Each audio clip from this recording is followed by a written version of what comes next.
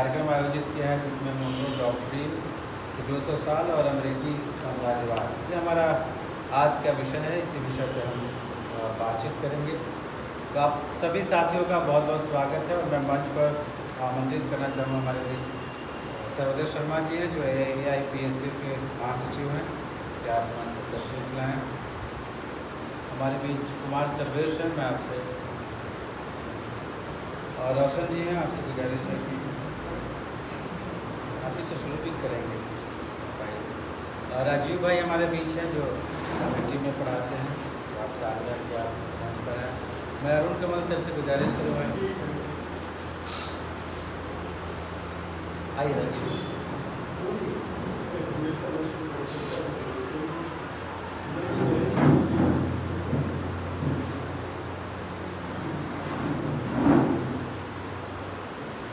एक बार पुनः अपने सभी अतिथियों का स्वागत करते हैं। और जैसा कि आप सब जानते हैं, ये AIPSO की तरफ से हम लोगों की कोशिश रहती है कि जो कुछ ऐसे मसले जो आमतौर पर जिन पर बातचीत नहीं होती है, जिससे हम सब लोग खासकर नौजवान पीढ़ी बहुत ही कम वाकिफ़ है, कम नावाकिफ़ है, उन विषयों पर भी हम बातचीत कर सकें और अंतर्राष्ट्रीय जो राजनीति है, जो मसले हैं, उनको थोड़ा समझने की कोशिश हम लोग कर सकें।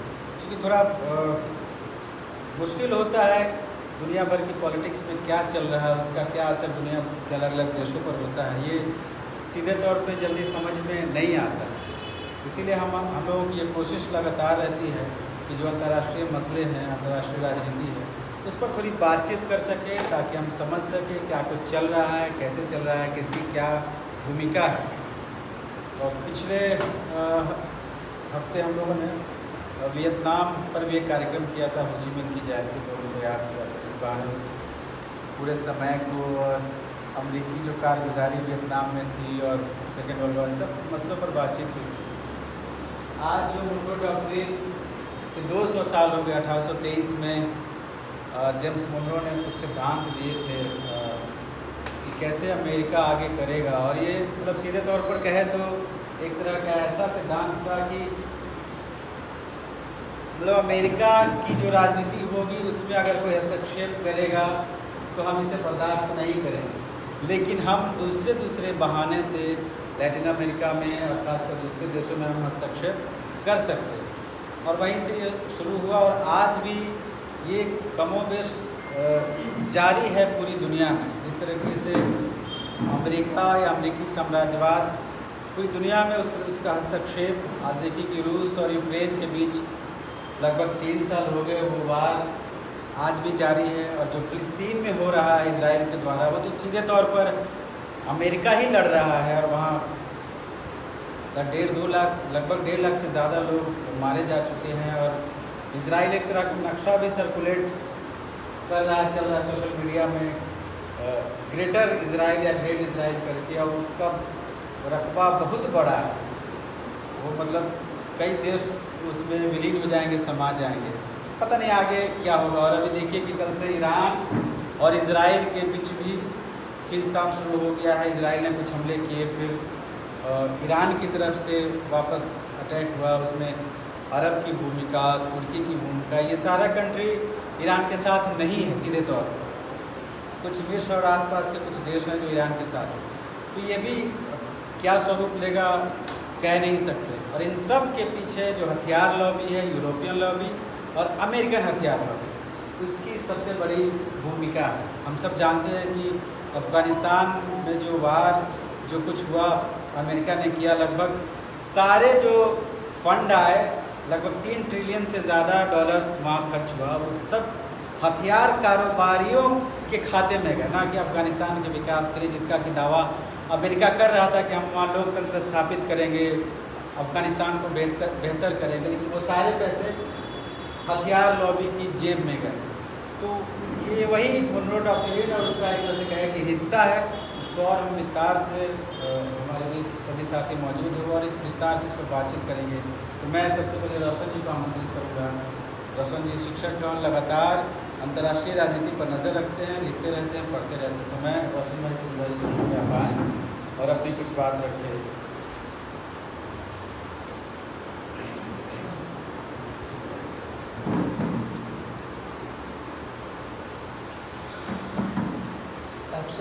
सम्मानित सदस्यों और मंचासीन अध्यक्ष मंडली, मैं सभी को पहले धन्यवाद देता हूँ कि आपने इस विषय पर बोलने के लिए मुझे मौका दिया है।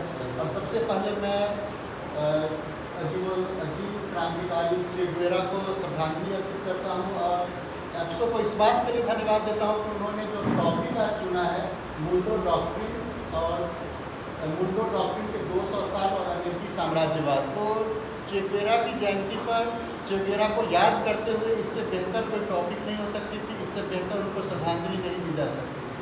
और कदाचित इसी मुंडो डॉक्ट्रिन के तहत अमेरिकी जो कार्रवाई हुई उसी में चे गुवेरा की हत्या भी हुई, CIA के द्वारा उनके खिलाफ जो प्रोपेगेंडा चलाया गया और जिस प्रकार से हत्या की गई वो सब मुंडो डॉक्ट्रिन के अधीन ही आता है। तो सबसे पहले मैं इस बात पर से शुरुआत करूँगा कि आखिर मुंडो डॉक्ट्रिन की ज़रूरत अमेरिकी साम्राज्यवाद को या अमेरिका को क्यों पड़ी। इसकी शुरुआत अगर देखेंगे तो यूरोपीय युद्ध से इसकी शुरुआत होती है। यूरोप में नेपोलियन के राइज के साथ ही इस विचारधारा की शुरुआत हो जाती है। नेपोलियन के द्वारा जब यूरोप का दमन किया जाता है और जब वहाँ स्पेन कमज़ोर होता है, इसी दौरान दक्षिण अमेरिकी देश जो स्पेन के कॉलोनी थे, स्पेन के उपनिवेश थे, वहाँ पर आज़ादी की लहर की शुरुआत होती है। इसी दौरान साइमन बोलीवर और उनके अनुयायियों के द्वारा दक्षिण अमेरिका में स्वतंत्रता संघर्ष चलता है और धीरे धीरे दक्षिण अमेरिकी देश जो थे वो स्पेन से स्वतंत्र होते हैं। फिर जब नेपोलियन को पराजित किया जाता है यूरोप में, तो वहाँ पर एक होली अलायंस बनता है जिसमें रूस, प्रसा और ऑस्ट्रिया रहते हैं और मेटरनिक के नेतृत्व में इसका संरक्षण किया जाता है, जो क्रिश्चियनिटी के प्रचार प्रसार और मोनार्की को एस्टेब्लिश करना चाह रहा था और जो भी लिबरल क्रांतियाँ हो रही थी उन सब का दमन करना चाह रहा था।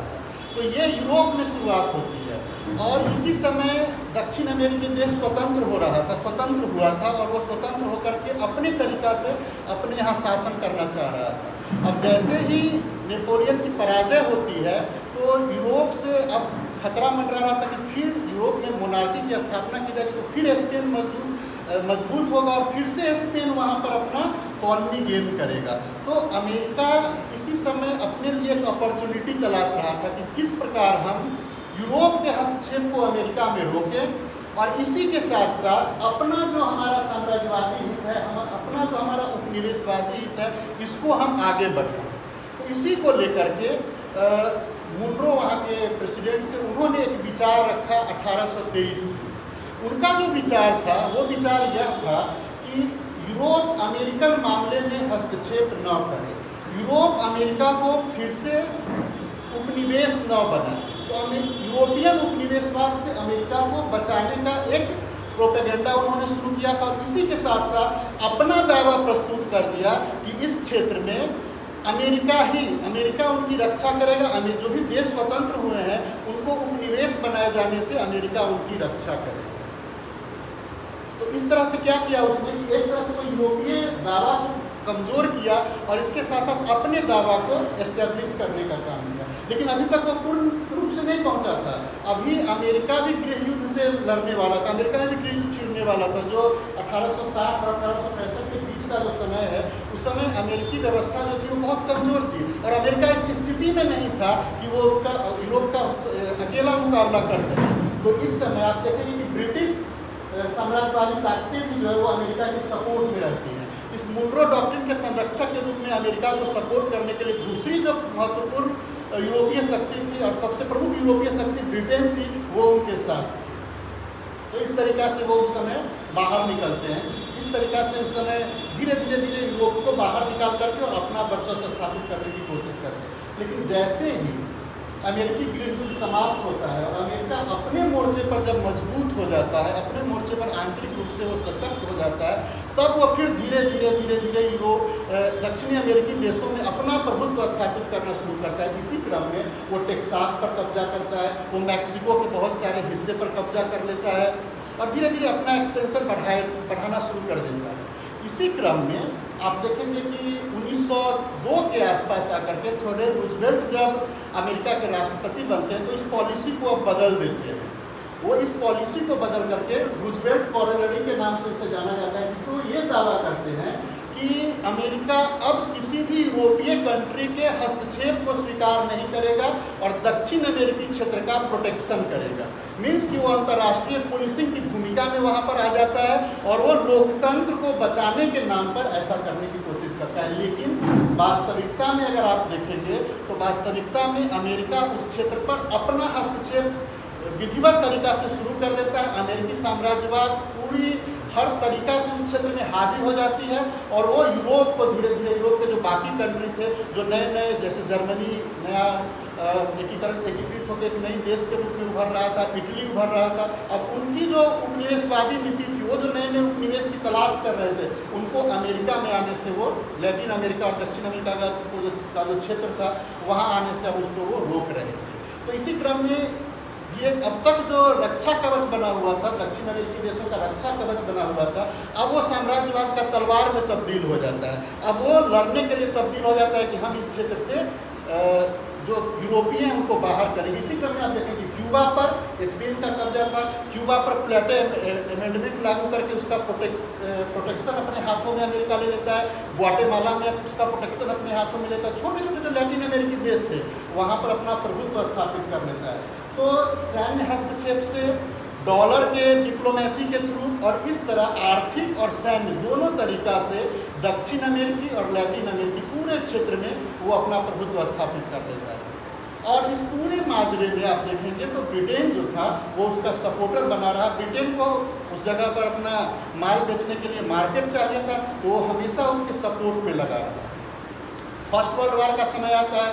फर्स्ट वर्ल्ड वॉर में आप देखिएगा तो एक छोटा सा एक टेलीग्राम आया था जर्मनी के फॉरेन मिनिस्टर के जिमरमान, उनके द्वारा एक टेलीग्राम मैक्सिको में जाता है और मैक्सिको को केवल एक मैसेज मतलब प्रोपेगेंडा के रूप में उसको फैलाया जाता है कि वो मैक्सिको को दबाव डाल रहे थे कि तुम हमारे साथ हमारे अलायंस में शामिल हो जाओ। इस एवज में टेक्सास और मैक्सिको का जो हिस्सा अमेरिका ने कब्जा किया है उस पर हम तुम्हारी मदद करेंगे। फिर इस बात को मुद्दा बना करके अमेरिका उस क्षेत्र में हावी हो जाता है।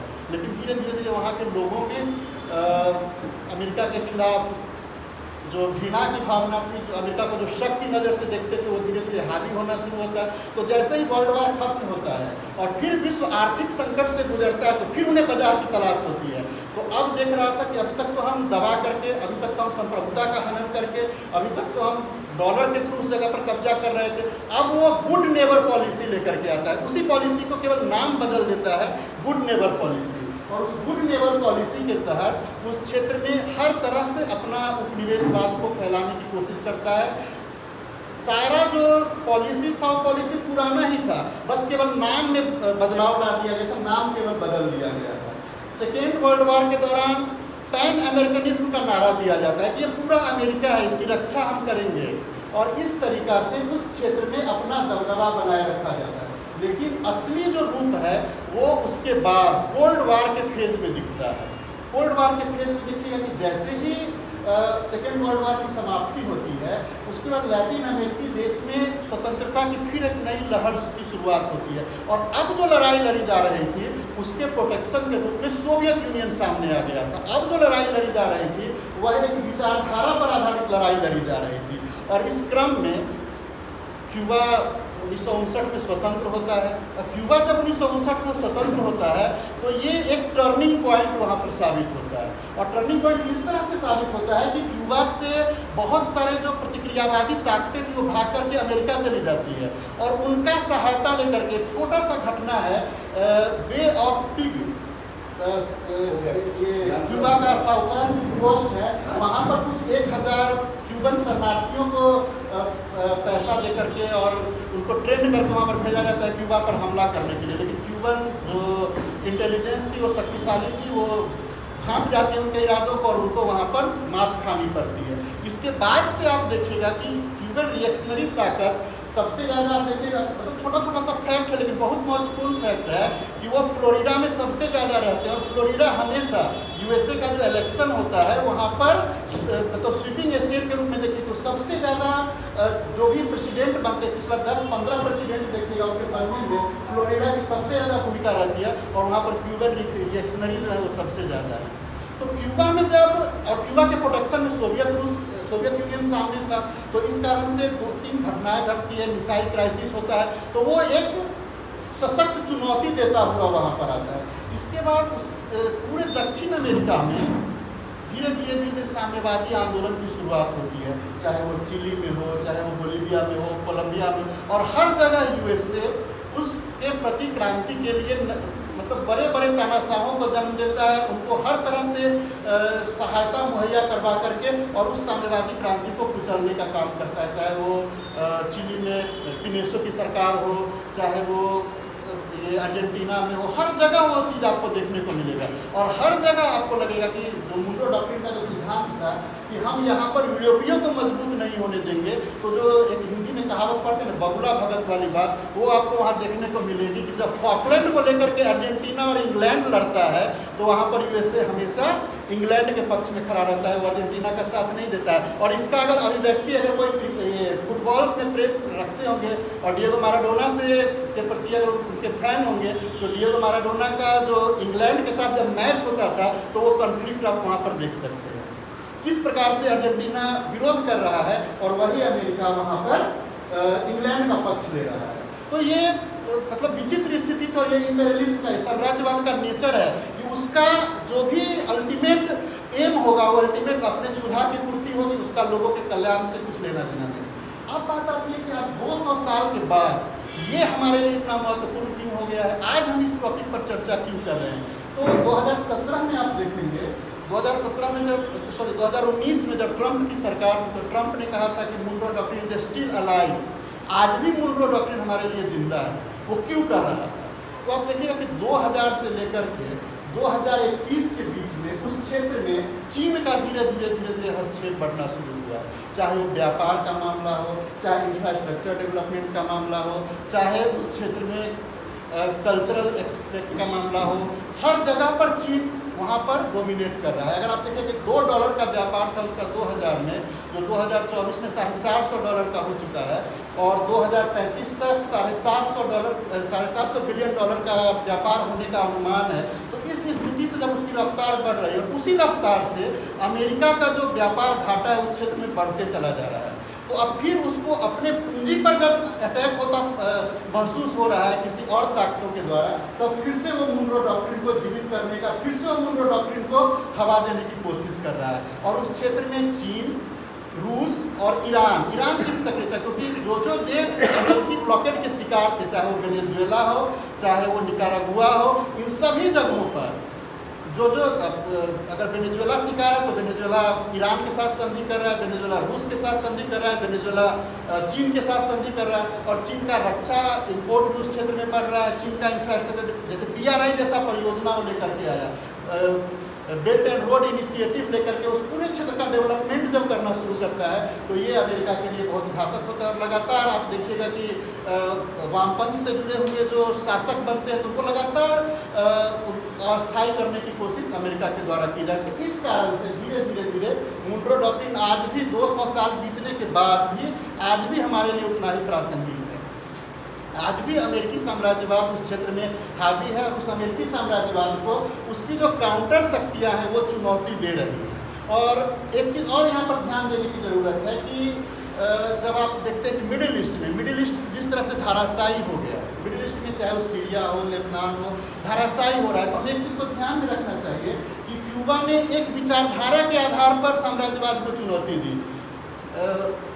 वियतनाम ने एक विचारधारा के आधार पर साम्राज्यवाद को चुनौती दी। तो विचारधारा के आधार पर जब साम्राज्यवाद को चुनौती दी जाती है तो वो बहुत लंबे समय तक कायम रखती है, लेकिन फंडामेंटलिज्म के आधार पर अगर हम साम्राज्यवाद को चुनौती देंगे तो वो उतनी सशक्त नहीं होती है। हालांकि इस विषय पर और भी जो वक्ता होंगे अपना विचार रखेंगे, तो मैंने आप लोग का इतना वक्त लिया और आप लोगों ने धैर्य से मुझे सुना, इसके लिए बहुत बहुत धन्यवाद। विस्तार से मुंडो डॉक्ट्रिन के बारे में, उसकी शुरुआत से लेके और अब तक क्या उस पर आपने प्रकाश डाला और कैसे ही आपने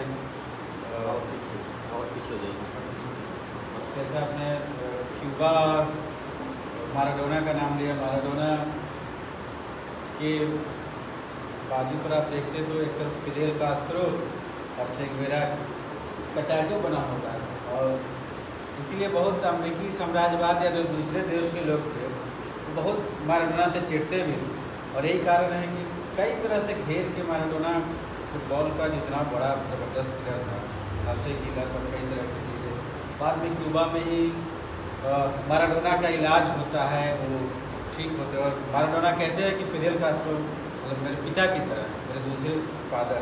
तो ये क्यूबा की भूमिका उस पूरे लैटिन अमेरिका में ज़बरदस्त रही है, और आज भी अमेरिका को लगता है कि लैटिन अमेरिका हमारे हाथ से निकल रहा है। और कई अलग अलग देशों में आप देखिए कि सरकारें बदली है, वामपंथी रुझान वाली सरकारें आई, इसीलिए ट्रम्प बार बार कहते हैं कि डॉक्टर इज अलाइव। अब मैं राजीव भाई से गुजारिश करूँगा, राजीव भाई आप एमआईटी में हैं, जब आएँ और रिसर्च पर अपनी बात करें। राजीव आ रहे हैं डायरेक्ट से बैठ के महत्वपूर्ण सारी, और डायस की तरफ दूसरी तरफ जो अति महत्वपूर्ण लोग हैं उन लोगों से अनुमति लेते हुए हम अपनी बात को रखना शुरू करते हैं। जब रोशन भाई बोल लेते हैं तो उसके बाद कुछ तथ्य रखना बहुत मुश्किल हो जाता है, लेकिन हम रोशन भाई की ही बात से ये शुरुआत करेंगे। मुनरो डॉक्ट्रिन को लेकर हमारे मन में कोई संशय नहीं थी कि ये किसी भी तरीके से, जैसे अमेरिका इसको लेकर दावा ये करता है कि वो लैटिन अमेरिका देशों की स्वतंत्रता को रक्षित करने के लिए वो इस तरह का डॉक्ट्रिन लेके आता है। लेकिन मुनरो डॉक्ट्रिन के हालात जिस समय वो आए, उस समय के हालात को अगर हम बहुत अच्छे से उसका व्याख्यान करें, उसका निर्वचन करें, तो हमें पाते हैं कि एक तो एक डर था जिसके पीछे अमेरिका मुनरो डॉक्ट्रिन लेके आता है, और दूसरे उस समय के हालात जिसमें कुछ रोशन भाई भी ने चर्चा किया कि नेपोलियन के बाद एक्चुअली उस समय की जो स्थिति है, एक अमेरिका खुद एक नया देश है। 1782 में वो सेकेंड अमेरिकन कॉन्टिनेंटल कांग्रेस में अपनी स्वतंत्रता की घोषणा करता है, और जस्ट उसके कुछ ही साल बाद 1823 में मोनरो डॉक्ट्रिन लेके आता है। और उसी समय पैरेलली फ्रेंच रेवोल्यूशन का भी समय है, जिसके बाद नेपोलियन, और उसके बाद का समय जो यूरोप का है, तो यूरोप भी अपनी चीज़ों को लेकर बहुत तेज़ी से बदलता है। अमेरिकन कॉन्टिनेंट के जो देश हैं वहाँ पे एक खतरा ये भी रहा कि यूरोप की कॉलोनी रही है, और यूरोप अगर वहाँ पे फिर से एक नेशनलिज्म यूरोप में फिर से स्थापित हो रहा है, तो ये डर था कि वो फिर कहीं वापस आके फिर से कॉलोनियाँ स्थापित ना कर लें, तो ये डर भी था। और अमेरिका ये समझ गया था कि जिस समय जो विश्व बन रहा, जो यूरोपियन विश्व बन रहा है, सब एक कॉलोनी बना रहे हैं, तो उसे भी अपने लिए कुछ कॉलोनी चाहिए थी। तो जैसे होता है कि हम सब आपका ध्यान रखेंगे, लेकिन वो अपनी बात से बहुत ही क्लियर था कि वो उसके Monroe doctrine is the basis of the American imperialism, जो अमेरिकी साम्राज्यवाद था उसका आधार मुनरो डॉक्ट्रिन। और ये तुरंत ही ये शुरू कर देता है, जैसे ही मुनरो डॉक्ट्रिन के बाद 1848 का उस समय है जब वो मैक्सिको पे अटैक करता है, और उसकी एक डॉक्ट्रिन है मैनिफेस्ट डेस्टिनी, जो पहली डॉक्ट्रिन है, जिसके अंतर्गत वो कहता है कि हम समंदर तक अपने सीमाओं का विस्तार करेंगे। वो पहली बार इसी डॉक्ट्रिन से शुरू करता है कि अब हम समंदर तक अपनी सीमाओं का विस्तार करेंगे। मैक्सिको से लड़ाई लड़ता है और समझौता करता है, जब टेक्सास, कैलिफोर्निया सब उससे वापस ले लेता है, कुछ और भी क्षेत्र उससे वापस ले लेता है, कुछ बिलियन डॉलर दे देता है, 15 मिलियन डॉलर शायद उसको दे दे ताकि ये रख लो, लेकिन ये क्षेत्र सब मुझे चाहिए। इसकी शुरुआत मुनरो डॉक्ट्रिन और अमेरिकी साम्राज्यवाद को जब हम देखना शुरू करेंगे, तो वो हर सेंचुरी में, हर शताब्दी में अपने रंगों को बदलता है। जब 19वीं शताब्दी की बात करते हैं तो वो कितना दोस्ताना संबंध वो स्थानीय देशों से रखता है, इसका जीता जागता परिणाम जो मैक्सिको पे अटैक करता है वही, और छीन लेता है उसके लगभग कई भूभागों। तो कितनी चिंता है उसको अमेरिकन स्टेट की, ये इससे बहुत क्लियर है। अमेरिकन स्टेट की वो चिंता करता है, अभी तक चिंता करता है, इसमें कोई दो राय नहीं है कि वो अमेरिकन स्टेट की चिंता नहीं करता है। उसने OAS बाद में बनाया, organization of the American state, लेकिन उसके पीछे एक बात बहुत क्लियर है। एक कि वो उसे ये लगता है कि अगर हमारे पड़ोस में दूसरी विचारधारा पनप जाएगी, जैसे उसे डर लगता था सेकेंड वर्ल्ड वॉर के बाद कि जो मार्क्सवादी विचारधारा है, जो साम्यवादी विचारधारा है, बहुत तेज़ी से प्रसार उसका हो रहा था। इस बात से वो डरता था कि कहीं उस विचारधारा के मानने वाले लोग हमारे आसपास आ जाएंगे तो हमारे हितों को बहुत खतरा होगा। जिसकी वो बात करता है, वो कई तरह की ऐसी चीज़ों का हस्तक्षेप करता है, और एक हस्तक्षेप उसकी आदर्शवादी हस्तक्षेप कहते हैं उसको, आइडियोलॉजिकल इंटरवेंशन है, ठीक है। वो भी एक तरीके से साम्राज्यवाद का तरीका है जिसमें वो डेमोक्रेसी और कैपिटलिज्म को मिला के वो एक आदर्श तैयार करता है और कहता है कि इस आदर्श के सामने हम किसी और को नहीं रहने देंगे। और पहले वो उसके लिए कमिटेड था कि हम उस अमेरिकन जो साउथ अमेरिका और नॉर्थ अमेरिका का जो कॉन्टिनेंट है, महाद्वीप है, और उसके जो आइलैंड है वहाँ पे हम नहीं रहने देंगे। धीरे धीरे क्या होता है कि 20वीं शताब्दी में यूरोप और 21वीं शताब्दी तक तो पूरे विश्व में हर जगह, मतलब जो ये देश ये दावा कर सकता हो कि उसने भारत पाकिस्तान का युद्ध उसने रुकवाया हो, उसके इंटरवेंशन की प्रकाष्ठा जो है, उसके हस्तक्षेप की प्रकाष्ठा आप देखिए कितना।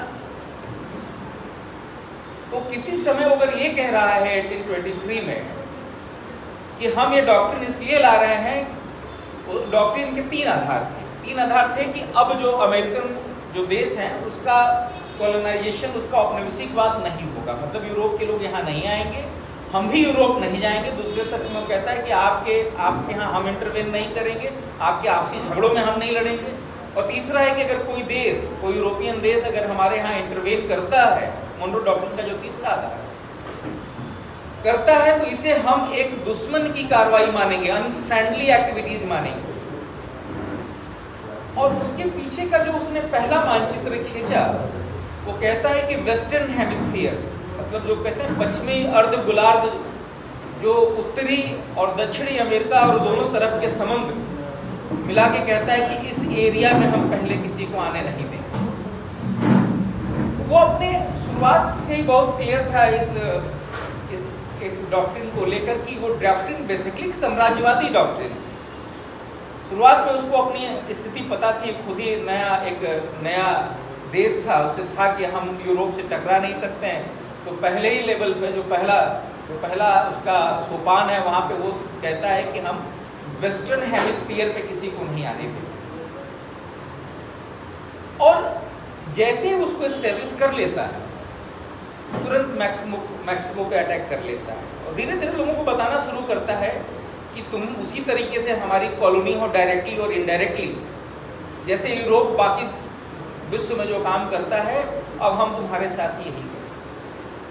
देखिए, जो अमेरिका का अपना जो कहते हैं कि मोनरो डॉक्ट्रिन उसकी फॉरेन पॉलिसी का बहुत ही अटूट हिस्सा रहा है, बहुत बेसिक, बहुत कोर रहा है। लेकिन जब भी कभी हम अमेरिका का अध्ययन करते हैं तो हम देखते हैं कि इतना चालाक देश, आप समझिए जब विश्व युद्ध लड़ा जा रहा है, जब प्रथम विश्व युद्ध लड़ा गया, द्वितीय विश्व युद्ध लड़ा गया, तो अमेरिका कभी भी नहीं चाहा कि हम विश्व युद्ध में डायरेक्टली इंटरवेन करें या शामिल हों। और उसके पीछे के एक ही रीजन है, अगर सारी घटनाओं को देखिए, बहुत वर्साई की संधि के लिए वो कॉल भी करता है प्रथम विश्व युद्ध के बाद, लेकिन वो उसे न मानता है न उसमें शरीक होता है। उसका बहुत तय था कि यूरोप और बाकी देश आपस में लड़ें, अपने संसाधनों से यूरोप बर्बाद हो जाए और वो कहीं खड़ा होकर अलग से एक आर्थिक शक्ति के तौर पे उभरे। पूंजीवाद का एक्चुअल संरक्षक वो देश था और बहुत दूर से ही सब चीज़ों को देखता था। वो तो जापान ने जब वो पर्ल हार्बर की घटना, वो भी पता नहीं उसमें उसकी कॉन्स्पिरेसी थ्योरी भी उसके पीछे चलती रहती है, तब उसे बाय डिफॉल्ट इंटरवेन करना पड़ा और बड़ा स्मार्टली इंटरवेन करता है सेकेंड वर्ल्ड वॉर में। और ऐसे करता है कि न वो पहला विश्व युद्ध पूरा लड़ता नहीं है, दूसरा भी पूरा नहीं लड़ता है, बाद में इंटरवेन करता है 42 के बाद, और ऐसे इंटरवेन करता है कि एक सुपर पावर की तरह सेकेंड वर्ल्ड वॉर के बाद अपीयर होता है। और अपीयर ही होते हुए अब उस देश को, पूरे इस ग्लोबल समाज को, पूरे विश्व को मालिकाना हक से देखने लगता है। अब जो उसका ये दावा था उसके साम्राज्यवाद का, उस पर सबसे बड़ी ताकत के रूप में उसके विपरीत एक शक्ति खड़ी थी जिसका नाम था यूनाइटेड स्टेट, USSR, ठीक है ना, सोवियत यूनियन।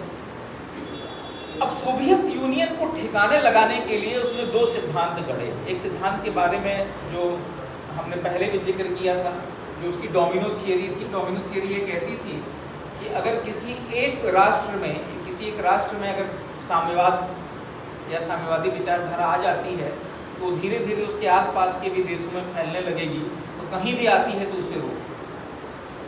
और दूसरी एक थियरी है उसका कंटेनमेंट थियरी।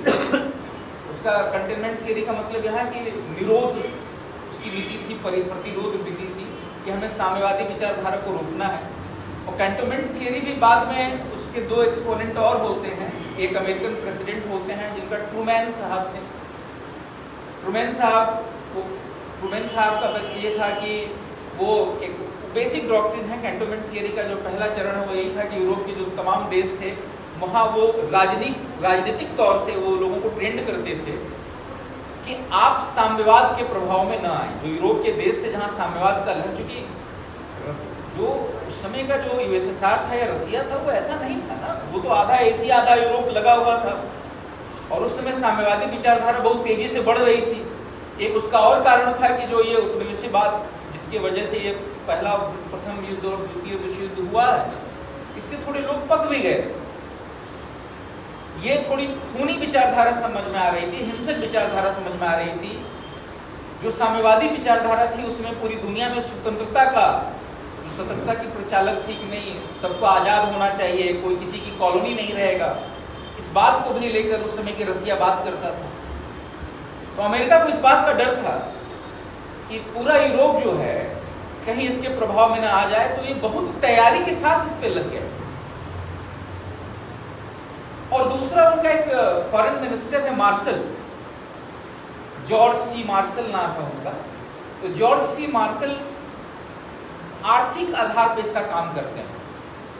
ईआरपी है, यूरोपियन रिकवरी प्लान, और लगभग उन्होंने 17 यूरोपीय देशों में 130 अरब लाख डॉलर रुपए दिए वहां जो उन देशों के बीच जो साम्यवादी रेवोल्यूशन हो रहे थे यूरोप के अंदर, उसको दबाने की। तो अमेरिका बहुत क्लियर था इस बारे में कि किसी भी तरीके से, देखिए आपको मैं बताऊं कि विचारधारा की लड़ाई वो कैसे लड़ता है। वो कभी भी, जब वर्ल्ड वॉर हो रहा है तब, जब सेकेंड वर्ल्ड वॉर हो रहा है तब, जब उसके बाद जो है शीत युद्ध कोल्ड वॉर शुरू हुआ तब 91 तक, और 91 के बाद भी जब शीत युद्ध खत्म हो गया, वो कभी भी हाथ पे हाथ धरे नहीं बैठा हुआ। अब अगर इसको और ध्यान से देखें तो जैसे कि एक एक अगर हम देश उठा लें, हमारे पास मैं जब इस बात पे थोड़ा अध्ययन कर रहा था तो हमने अमेरिकन कॉन्टिनेंट का मैप निकाला। उस मैप में क्यूबा है, निकारागुआ है, अर्जेंटीना है, बहुत छोटे छोटे देश हैं। ऐसा कोई भी देश नहीं है जो अमेरिकन साम्राज्यवाद का शिकार नहीं है, जिसको मोनरे डॉक्ट्रिन में वो रक्षा करने की कसम खाता कहता किसी को इंटरफेयर नहीं करने देंगे।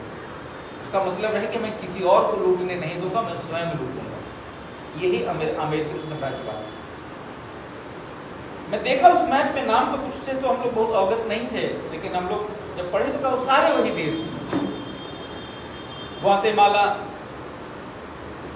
ऐसा कोई देश नहीं था जिसके, वेनेजुएला, इन देशों के अंदर जो भी राजनीतिक गतिविधि होती है अमेरिकन CIA उस पर पूरी नजर रखती है, और उन्हें थोड़ा सा भी शक हो जाता है कि ये गतिविधियां अमेरिका के खिलाफ हो जाएंगी, वो तुरंत इंटरवेन करती है, डायरेक्टली या इनडायरेक्टली। और वो बहुत सक्सेसफुली, बहुत सफलतापूर्वक वो काम कर पाए। उसके बाद वो जब वो 20वीं शताब्दी में आते हैं तो यूरोप के ढेर सारे देशों में, अभी देखिए ईरान आज का मसला नहीं है अमेरिका का। ईरान की सत्ता 79 के दशक में उखाड़ के फेंक दी, किसी और को बैठाया हुआ। इराक आप देख सकते हैं, लीबिया, वियतनाम पे तो हम लोग ने इसके पहले प्रोग्राम किया ही।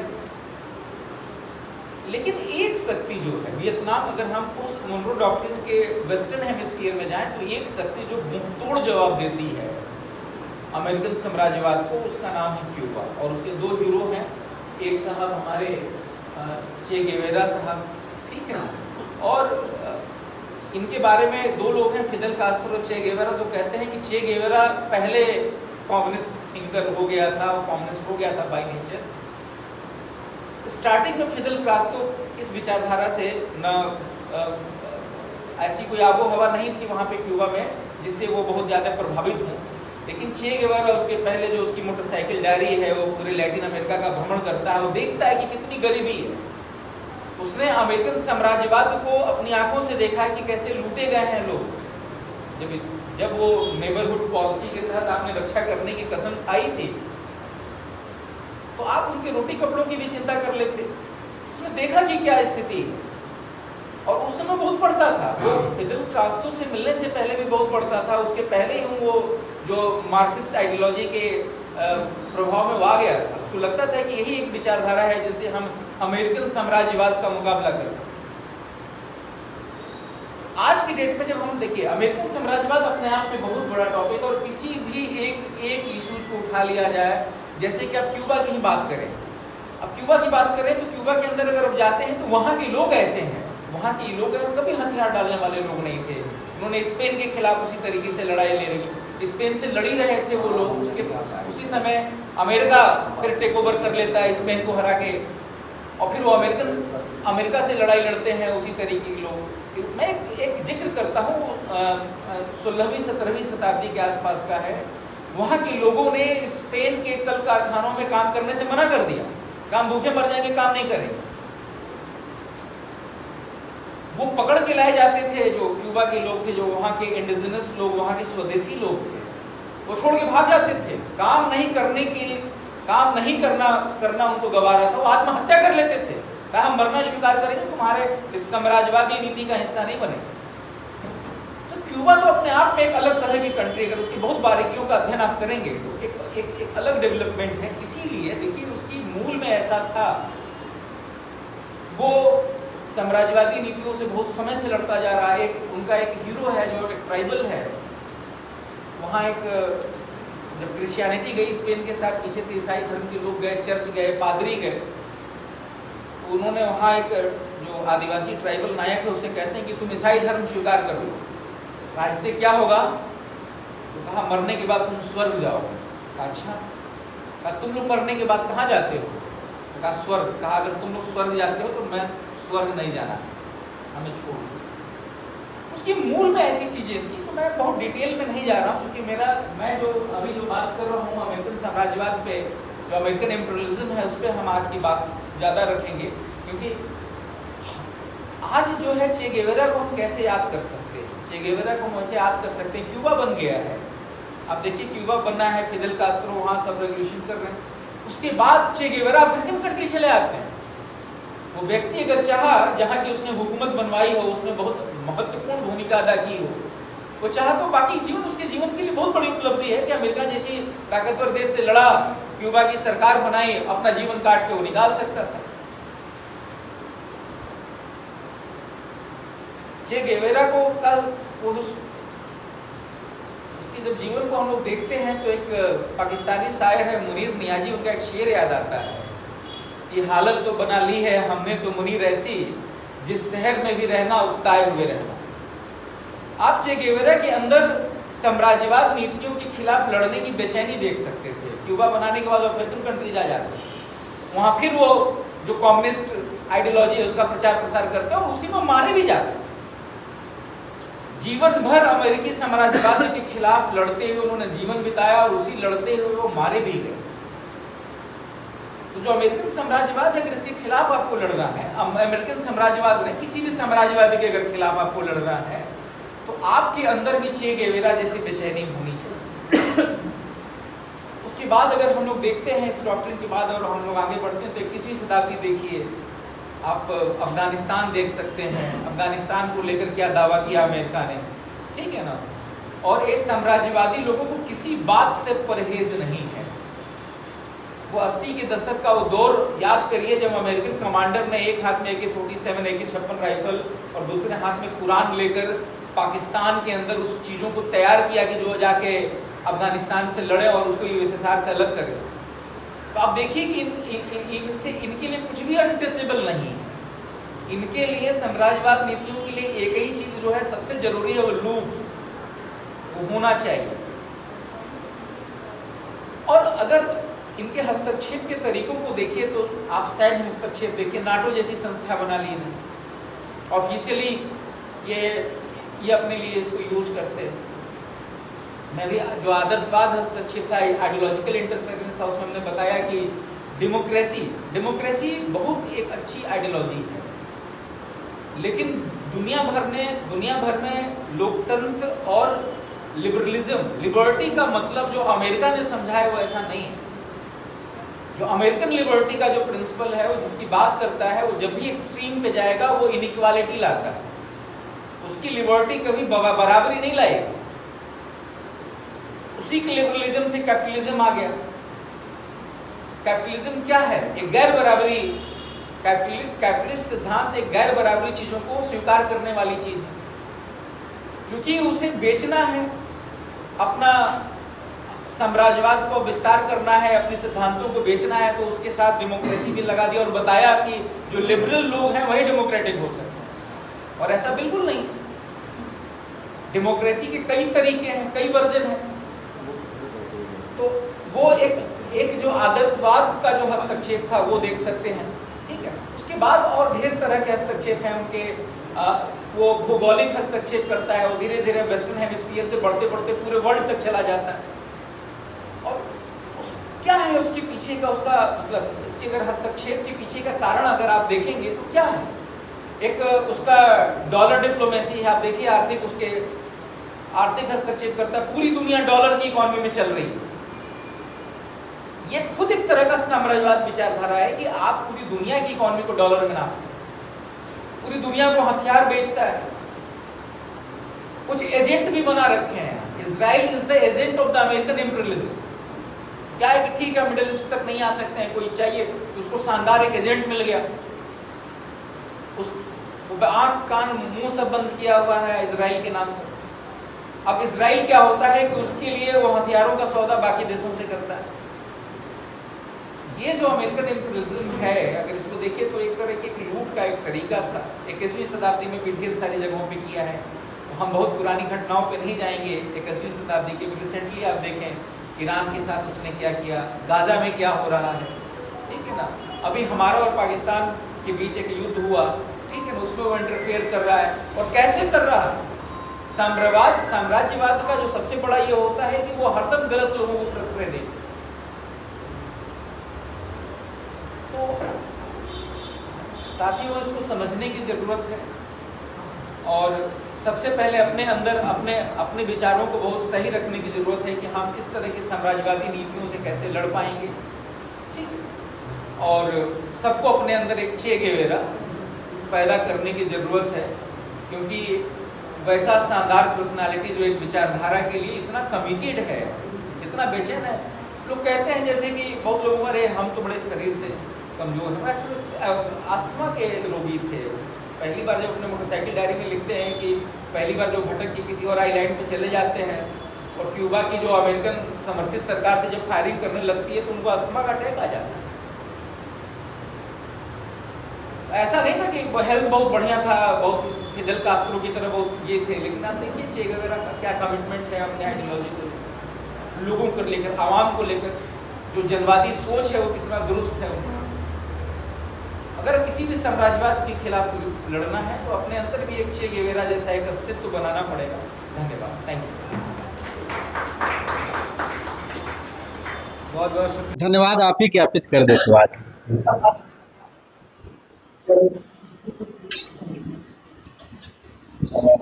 आज का डिबेट काफी लाइवली, बहुत दिनों के बाद लगा। चल दुनिया की स्थिति भी कुछ कैसी है। दो युद्ध तो हो ही रहे हैं, इसराइल और फिलिस्तीन का और रूस और यूक्रेन का। एक तीसरे युद्ध का भी आगाज हो गया है। और सबसे बड़ी बात जो दुख होता है कि भारत जो एक जमाने में गुट निरपेक्ष आंदोलन का नेतृत्व करता था, मुझे अच्छी तरह से याद है, मैं स्टूडेंट था शायद उस वक्त, फिडेल कास्ट्रो नॉन अलाइन्ड जो मूवमेंट था उसके चेयरमैन थे वर्ल्ड के, और भारत को वो अगले चेयरमैन होने वाले थे। उस समय इंदिरा गांधी प्राइम मिनिस्टर थी। तो फिडेल कास्ट्रो का जो भाषण हुआ, उन्होंने 57 बार अमेरिकी साम्राज्यवाद की भर्त्सना या आलोचना की।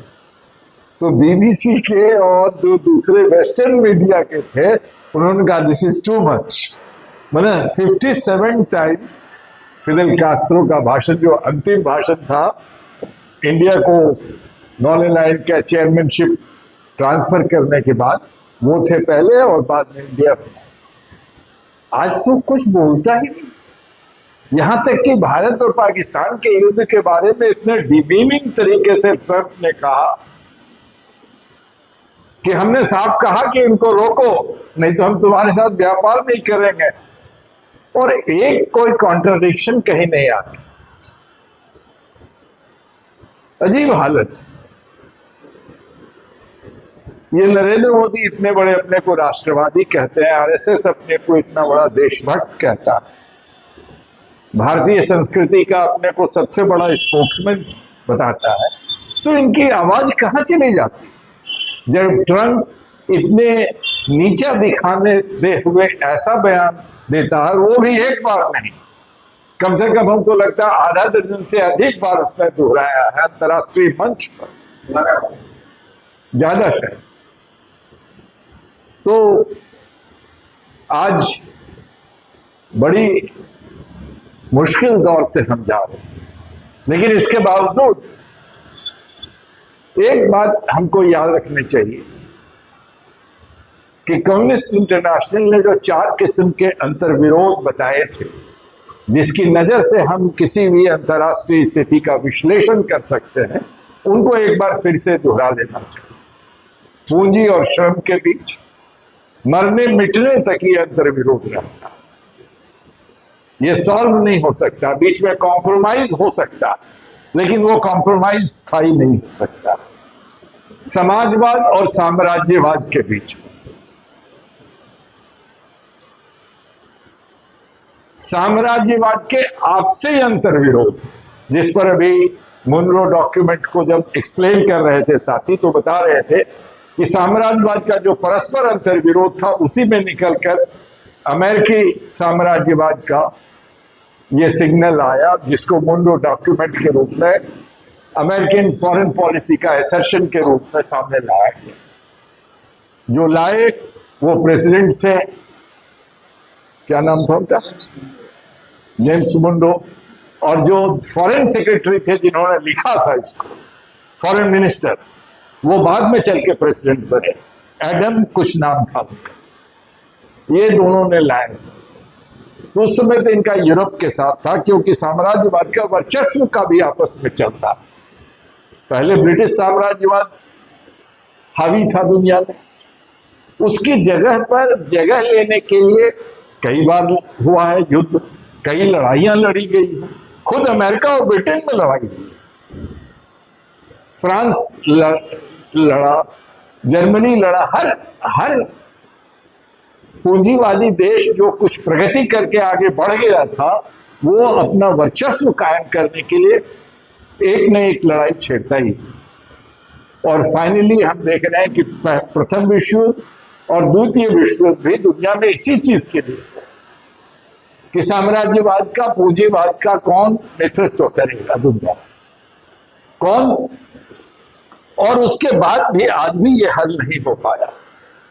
तब ट्रंप को ये कहना पड़ा, ट्रंप थोड़ा ज्यादा बेशर्म टाइप का राजनेता है, जो साफ कहता है कि अमेरिकन फर्स्ट, अमेरिका फर्स्ट, हम इसके लिए ये कुछ कर रहे हैं। वो तो व्यापारी है, रियल एस्टेट का वो धंधा करता था। पॉलिटिशियन बनने के पहले वो जमीन खरीद बेच और मकान बनाना, ट्रंप टावर बनाना, इस टाइप का काम करना। भारत में भी उसका कुछ बिजनेस व्यापार। तो ट्रंप के आने के बाद ये चीज बहुत साफ हो गई, और ये चीज अब तीसरा युद्ध छेड़ दिया गया है दुनिया में। एक बहुत चिंता की बात जरूर है, लेकिन अंततः हमें वैचारिक विचारधारा पर विश्वास होना चाहिए। जब क्यूबा में लड़ाई हो रही थी बैटिस्टा रिजीम के खिलाफ, तो कम्युनिस्ट पार्टी का गठन नहीं हुआ था। न कम्युनिस्ट पार्टी की विचारधारा बहुत प्रभाव में थी। खुद ये अर्जेंटीना के थे, चे गुएवारा। अर्जेंटीना से ये लैटिन अमेरिका का मोटरसाइकिल से किसी साथी ने बताया कि दौरा किया, समझा, गरीबी देखी, पिछड़ापन देखा, ठोस परिस्थिति का ठोस मूल्यांकन किया और उसके बाद ज्वाइन किया और सेकेंड इन कमांड बन गए। क्यूबन रेवोल्यूशन जो हुआ उसके सेकेंड इन कमांड बनाया गया चे गुएवारा, कमांडर थे फिडेल कास्ट्रो, और वहां मिनिस्टर बनाए गए। जब पहली सरकार बनी तो ये मिनिस्टर ऑफ इंडस्ट्रीज थे। बहुत इंपॉर्टेंट पॉलिसी डिसीजन इन्होंने ली जिससे पूरा रंग रूप बदलने लगा, लेकिन वो संतोष नहीं हुआ। उनके दिमाग में जो क्रांतिकारी विचारधारा थी वो इतना प्रवेश कर चुकी थी कि उन्होंने इस्तीफा कर दिया और वो दूसरे देशों में, लैटिन अमेरिकी देशों में गुरिल्ला वॉरफेयर करके क्रांति करने चले। उनकी डायरी बहुत अच्छी है। अगर वो अनीश जी से मैं कहूँगा कि उस डायरी का हिंदी संस्करण है और उसका थोड़ा प्रचार प्रसार भी हम लोग को करना चाहिए। उस डायरी में बहुत सी बातें हैं जिसको हम क्रांतिकारियों को सीखना चाहिए, डेमोक्रेट्स को भी सीखना चाहिए। जो भी इंपीरियलिज्म के खिलाफ है, जो भी आज़ादी के लिए, स्वतंत्रता के लिए, समानता के लिए लड़ रहे हैं, उन तमाम लोगों को पढ़ना चाहिए। कितनी कठिनाई भरी जिंदगी जी उन्होंने। एक आदमी जो कहीं मिनिस्टर रहा हो, जो एक क्रांति का सेकेंड इन कमांड रहा हो, एक आदमी जो सारे सुखों को लात मार करके वो चला गया हो गरीब देशों में घूम घूम करके क्रांति का अलख जगाने के लिए और अपनी जान उसमें कुर्बान कर दे, इससे बड़ा बलिदान तो शायद दुनिया में हो। नियरेस्ट, ठीक किसी साथी ने कहा कि भगत सिंह, हमें उन्हीं का आता है। मैं एक बार लॉस एंजलिस एयरपोर्ट पर 4-5 घंटे किसी दूसरे कनेक्टिंग फ्लाइट के लिए रुका हुआ, क्योंकि अमेरिका में सब जगह क्रांतिकारियों की पुस्तकें नहीं मिलती। इंग्लैंड में नहीं मिलती है, जल्दी थोड़ा खोजना पड़ता है, फिर उससे वो बताएगा कि उस दुकान में जाओ, वहां पे शायद मिल जाए। लेकिन मैं एयरपोर्ट पे गया लॉस एंजलिस के और मैंने किताब देखनी शुरू की, कोई किताब खरीद लूं, थोड़ा समय कटे, तो चे गुएवारा की किताब। जब मैंने पूछा कि चे गुएवारा की कोई किताब है, उन्होंने तुरंत निकाल के रख दिया एक मोटी सी किताब। इतना पॉपुलर, मैंने इंग्लैंड में देखा है लोगों को, नौजवानों को टी शर्ट चे गुएवारा का पहने। वो कोई जरूरी नहीं कि कम्युनिस्ट हो, ऐसे भी यूथ में बहुत लोकप्रिय है। जैसे भगत सिंह बहुत लोकप्रिय है, पार्टी की सीमाओं से बाहर, विचारधारा की सीमाओं से बाहर लोकप्रिय है, वैसे ही चे गुएवारा दुनिया में मैं समझता हूँ क्रांतिकारियों में सबसे अधिक लोकप्रिय है, जो cutting across party lines, cutting across ideological lines वो लोगों को अपील करते हैं। हाँ, एक चीज चे गुएवारा के जीवन से हमको सीखना चाहिए, ऐसा मुझे लगता है, हो सकता है मैं गलत हूं। आप गुरिल्ला वॉरफेयर करें या क्रांति की कितना भी बड़ा संघर्ष करें, या ट्रेड यूनियन का करें, या किसान का करें, या छात्र का, या नौजवान, हमेशा एक बात याद रखनी होगी कि मासेस हमारे साथ है। मासेस से अलग होकर के कोई संघर्ष बहुत दूर तक हम नहीं ले जा सकते। इसलिए क्रांतिकारियों को अपनी विचारधारा को जनता तक पहुंचाना एक बहुत बड़ा लक्ष्य है। जो पहुंचा पाता है वो सफलता की ओर उतनी ही दूर जाता है। लेनिन वहां तक पहुंचा पाए, इसलिए सोवियत रूस में सफल हुए, जबकि लोग सोचते थे कि सबसे एडवांस कंट्री ब्रिटेन है, वहां पहले रेवोल्यूशन हो। रेवोल्यूशन तो सबसे पिछड़े जो देश थे यूरोप के, सोवियत रूस में हुआ। उसी तरह से हो ची मिन्ह वियतनाम में सफल हुए, अमेरिकी को साम्राज्यवाद को पराजित करने में। तो ये चीज हमको ख्याल करना चाहिए कि सिर्फ विचारधारा काफी नहीं है, विचारधारा का जनता से सरोकार स्थापित करना सबसे महत्वपूर्ण। इन्हीं शब्दों के साथ मैं आप सबको बधाई देता हूँ। बहुत बहुत धन्यवाद। बहुत बहुत शुक्रिया आप सबका, बहुत बहुत धन्यवाद कि आप